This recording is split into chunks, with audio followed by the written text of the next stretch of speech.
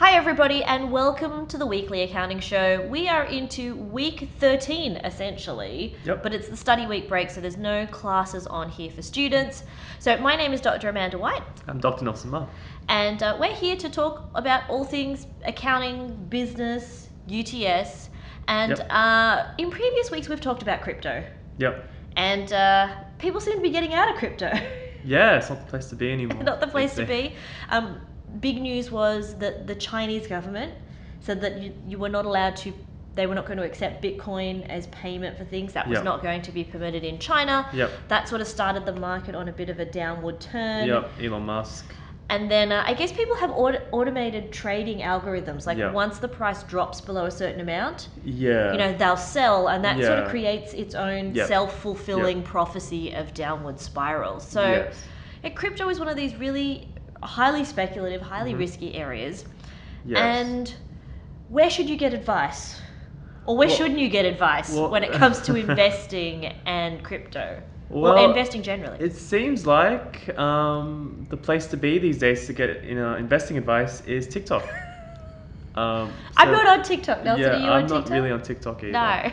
No. Every now and again, just see what's happening. You have an account? I have the app. You have the app? I have the app. If I have the account, then all of a sudden I'm subscribed to things and just spirals out of control, just like crypto investing. But yeah, so it seems like the big thing for the younger generation, Gen Zers, to go onto TikTok to get investing advice on stocks, crypto, that kind of stuff. And so, I mean, what should people be aware of when it comes to looking at videos on TikTok about investing? And this is where it is really important to be aware of the risks, because as an accountant, for example, as a chartered accountant, I actually can't give financial advice unless I have an appropriate financial advising license. So it's really important to make sure that who you're getting advice from is licensed. And remember that advice specific to you is advice that you should probably pay for. So the risk around taking advice off TikTok is that it might not be specific to your situation. And technically it's illegal, but how do all of these TikTok influencers get around the fact that they're unlicensed in many instances? Well, there's there's not a clear fine line between what is financial advice and what isn't. But a simple disclaimer will allow you to say, oh, this is information for entertainment purposes. It's not financial advice. And so, it's purely that statement alone that can get you out of that sort of zone of like, you're providing financial advice, you need a license. And, But there can be some, I guess, incentives for influencers as well. So how might they be incentivized to give particular advice that, they're hoping people might follow on social media? Yeah, so they have their own incentives. The first is they could recommend people, join a certain platform that they're already a part of, and they'll provide a link that they have that allows affiliate marketing that gives them basically a cut of. And that should always be disclosed. So if you're thinking, proper social media etiquette and, for example, YouTube's policies and procedures say, if you have an affiliate link, it needs to be said, oh, look, I'm going to get something from this link. So there's that. There's potentially the stocks that they currently invest in. They may encourage you to invest in it to help boost up the price. And that helps them make money. But I guess there's a greater risk as well around potentially deceptive marketing.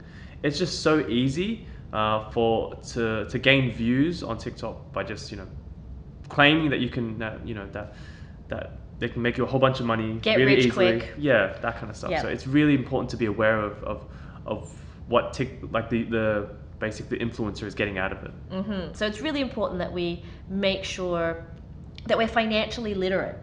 So even if you're not studying accounting or finance, or you think I'm going to go into marketing or economics, this financial literacy is really, really important. So Nelson, what else are we talking about today? So given we're in this period where you guys are studying, leading up to exams, we figured we might do some study and exam tips. Perfect. My first tip is going to be to make sure that you listen to the UTS Study Hacks podcast. Big shout out to Kelly, and I think it might be Roxanne. who run the podcast every single week. And you can go onto the UTS, if you just search UTS Study Hacks podcast on Google, you'll find all the information. They do a really great podcast every single week, and they include links there about how to apply for special consideration, what happens if you're sick, where to get help setting up your laptop, a whole range of different things. And they make that every single week. So a big shout out to the Student Hacks people. Nelson, what would be your study tip? My study tip is don't study for excessively long periods. We have short attention spans, so except when you're playing like Red Dead Redemption for Red 5 Dead hours a day. or Grand Theft Auto, whatever it is, like you can go for days, right? But when it comes to studying, it kind of helps to just try to be as fresh as possible, and in terms of which will help you retain information better, and that means generally studying, roughly 25 minutes at a time. So if you can study for 25, minutes of full concentration. That's probably as effective as studying for like an hour when you're sort of like half studying, half not. So, study your 25 minutes, take a break, reward yourself for, that study period. And that way it creates a sort of positive cycle. And you're more likely to retain information better and just get more done. A good tip I saw from Nathan Moss, who runs the Uncle Nathan Instagram page, was that use your phone and put it on time lapse and have it watch you while you're studying. Because then you're studying and you're not touching your phone, you're not looking at social media notifications, it's all off. And then later you can actually look back at your time lapse and like, oh yeah, I was actually doing something. Yeah. So that's a good one. My other tip is to look at concept mapping. So a concept map is a way to try and map out everything in your subject, and then also look at how different parts are connected, because what it's doing is it's training your brain to connect different parts of the course to each other. So it's not just enough to put information in, read, but it's really important that you pull information out, because in an exam, that's what's happening. It's information extraction. And when you get a question, you go, oh, I'm sure I know the answer to this, like I just can't, my brain can't quite figure it out. That comes from not having that link, not practicing extracting information so that you know that, for example, audit students will think, oh, assertions and procedures, or risks and assertions, concepts that go together. So that's study tips. Great. When you're in the exam, the other thing I was going to ask about your 25-minute thing. An exam is 2 hours. So you mentioned studying in 25-minute blocks. What happens though when the exam is 2 hours long? Well, obviously at some point you're going to have to prepare to sit and do an exam for 2 hours. And so that means, you may spend most of your time studying 25-minute blocks, but it is highly recommended that eventually you sit down and do like a 2 hours worth of under exam conditions. Under exam conditions, just to make sure you're ready to do it. Tell your mum not to come in with the laundry. Exactly. No drinks, no bathroom breaks, all of the things that will happen in your exam. Basically a test run for the exam. Perfect. So it's definitely worth doing. All right. So talking of exams and what you do actually in the exam. What is going to be your tip for in the exam? So think about the sort of the ordering of what questions to attempt is my advice. So I know my style is personally just to start off with the easiest questions, so work through the multiple choice if there are any, and then do the questions I feel most comfortable with. And so read the paper first, do a quick skim of the paper. So do a quick skim of the paper to know what questions are there, so that you know, okay, I feel confident with these questions, like A, B, and C. I feel less confident with these questions, and then kind of working through the questions you feel most confident with, and then working through the more difficult ones. However, there's also a different school of thought that says, well, if you start with the harder questions, right? This is eat the frog, right? Which eat the frog is like you do the hardest thing of your day first. You'll kind of have this opportunity to do the question, do what you can, leave it, go and do something else, and your sort of brain works in the background, you're still processing information. Oh, I see. Yeah. Okay, so you're thinking about it even though you're not thinking about it. Yeah, you're still sort of processing it. So if you do come back to that really hard question later on, reread it, you might actually get a really different perspective and go, tried that. Yeah. Oh, okay. In my subject, all of my questions are linked together. So I will never... and sometimes students will start at the end, and then I'll be like, hang on, you forgot to take into account all of this question before. So if you have a case-based exam, like my students have, then it's worth working through them in order, because sometimes in the middle I will give some information, say for question 3, that you need to integrate into question 6, because that's really what auditors have to do in real life. It's different in all of your subjects. But definitely worth being aware of the order you should be or would prefer to be doing the exam. And keep an eye on that time too. Yeah, absolutely. So if you do that longest question, the hardest question first or last, you know, the worst thing you could ever do is get stuck on it and just keep trying and trying. Yeah, and that's what, like, when I tell students, like, don't spend any more time than there are marks for that question. Yeah. So if you have a question that is 10% of the exam, spend 10% of the exam time on that question and no more. Awesome. But yeah, what's yours? My very last one is that in these online exams, because nobody has paper exams anymore, there is always a way to expand the response box. Yes. And so in Canvas, there's like at the bottom of the response box, you'll see these little dots. And if you hover your mouse over it, it'll turn into a 2-ended arrow. Yes. That you can then drag to make the box as big as you like. And that's in the bottom right-hand? Bottom right-hand corner. I'll put in a little screenshot or a little clip of how that actually works. But I've had students go, oh man, but the box is not it's so tiny. Once I've written 5 lines, I have to scroll up, scroll down. It's really hard.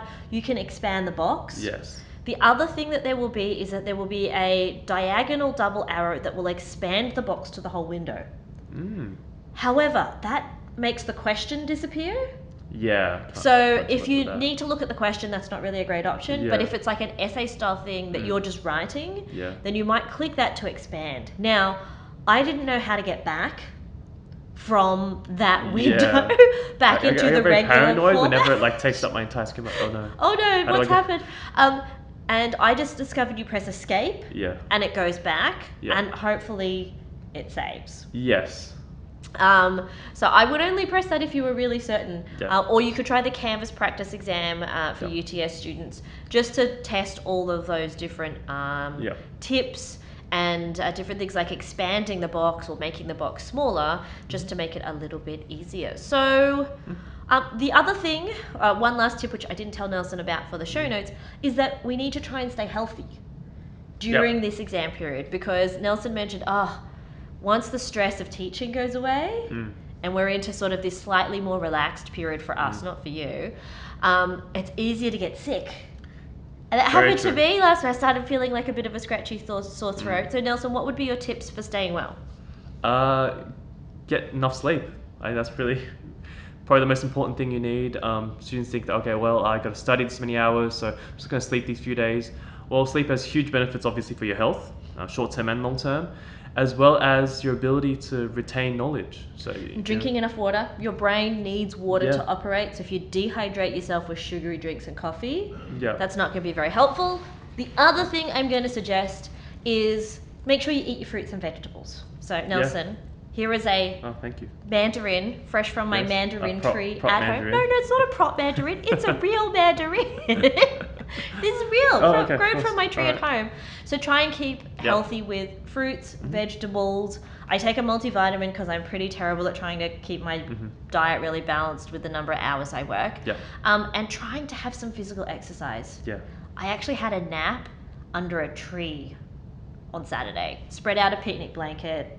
Oh, lovely. Put some cushions out in my backyard. My kids were watching a movie. They didn't want to come outside. And I actually had a nap in the sunshine and it felt glorious. So some outdoor time. Outdoors. And maybe if you're not sleeping, go for a walk. Go for a walk, Listen to a great podcast while you're out there for a walk. And so exams start really soon. If you have any questions, pop them in the comments. Are we going to come back next week?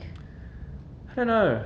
Let's see. If there's something we're really interesting to asking talk people, about. but nobody's left any comments about whether we should come back next week. If there's something really interesting to talk about, we'll be back. Otherwise, we might have a little bit of a break, but we will be back closer to when exam results come out to talk about what you need to do to prepare for exam results time and what do you do if you don't get a great result. If it's not what you expected. So I hope everybody is staying safe, staying well, and we shall see you next week or whenever we see you. Soon. Bye.